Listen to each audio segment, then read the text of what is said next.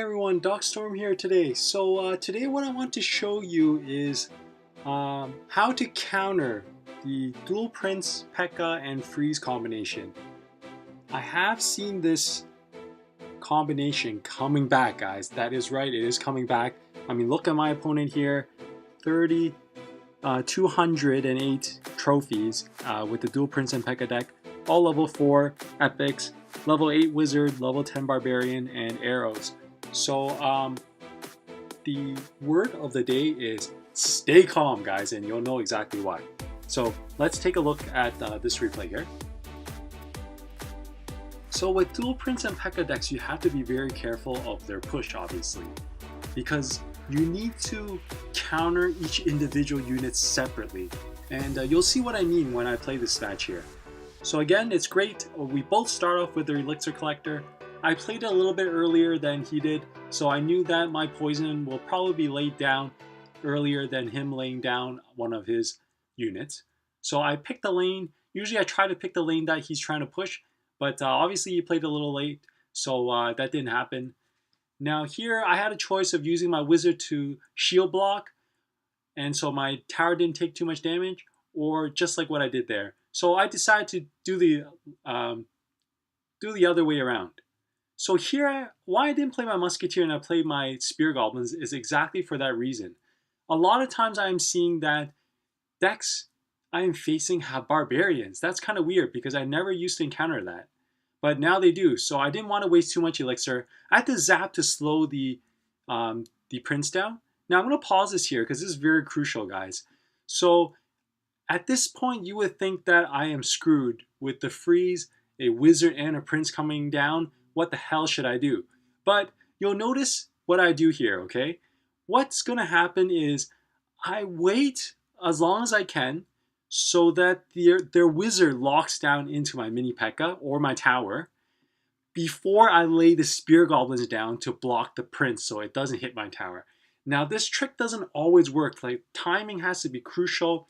It depends on lag, and it depends on, of course, your eyesight and the deployment lag, everything, okay? So again, it doesn't always work, but damn, it's worth a try, right? So I'm waiting because the wizard is range. So I'm guessing that it's probably going to lock onto something first, hopefully it does, before I lay my Spear Goblins down. Or at least, if I lay the Spear Goblins down, the prince will target the Spear Goblins first before the wizard blasts it away. But you'll see it's executed perfectly here. So wizard locked down to my mini Pekka, and then bam, I laid my Spear Goblins to counteract the prince, and perfect execution there. I couldn't have done it better. And here again, I had the option to do a full counter push or save up on the Elixir. I decided to save up on the Elixir just because I don't want to play too aggressive. Again, you shouldn't play too aggressive if you're facing a stronger opponent. You should always find a time to counter push. So here, because he played the Elixir Collector, I thought he was down on Elixir. He was a little bit, so I played the Giant, but my opponent was actually pretty good on the Elixir end of it.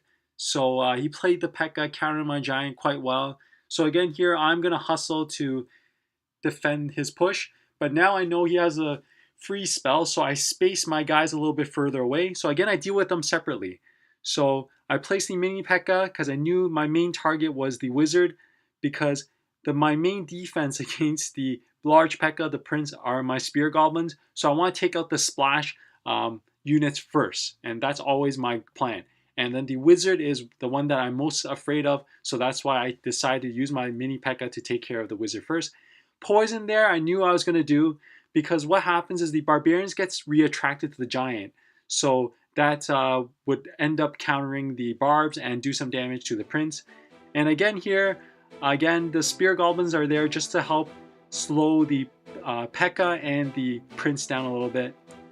And I'm doing a decent job here. Now, there's not much time left, so I knew that all I had to do was place a tank there like my Giant to defend the incoming push, clear out whatever's on my end of the arena, and I should have this one in the bag. So that's why I deployed the Spear Goblins right in the middle of the pack, just to slow it down, you know, because I knew I had that one in the bag. So guys, again, the key word is stay calm. I know sometimes it's scary when you face a oncoming push, especially when you know your opponent is stronger and you're down on elixir or troops. But guys, you just have to stay calm and think about what you have in your deck and then what you can to counter their units. Now, I always hear the same comment too, that people get afraid when, you know, people pull off a certain combination. But guys, you have to know your deck. You guys have to know what counters different units and then just treat them separately. So in this case, I knew my biggest defense for the Prince and the Pekka was my Spear Goblins. And then my biggest counter for the Wizard and the Dark Prince was my Pekka, my mini Pekka. And then my biggest counter for the Barbs is my Poison. So technically I have all my bases covered. It's just that you have to place them properly and then time it properly so that you can pull these miracles off, I would say. So always kind of think ahead when you're sitting there waiting for elixir. Your mind should be spinning like, okay, should I push? Should I wait? I know that if I play my giant, they're going to lay down the barbs. So what can I do to counteract the barbs? I can put the poison down.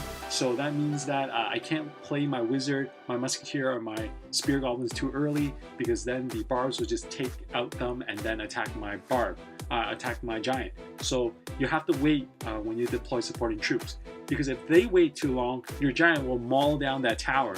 But if they act too quickly, then you have a chance to play the wizard, play the spear goblins or your musketeer at the back after they play the barbs. You know my one way of thinking here? So timing is crucial, guys. Very, very, very crucial.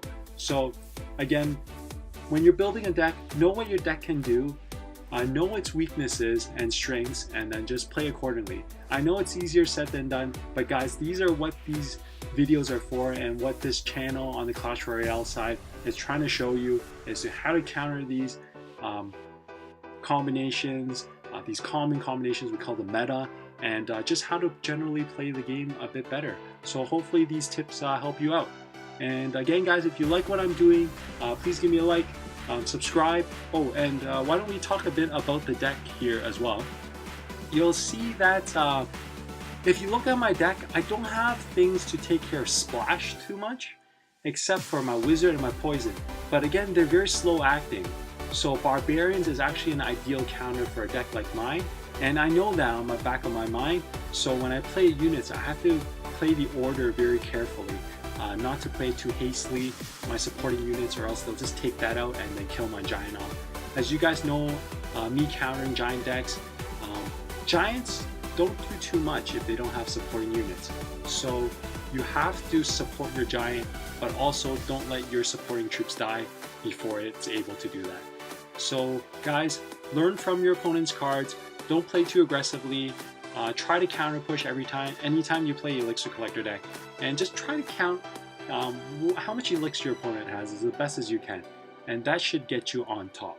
So guys, I hope you like this video again, and clash on. Stay tuned for more.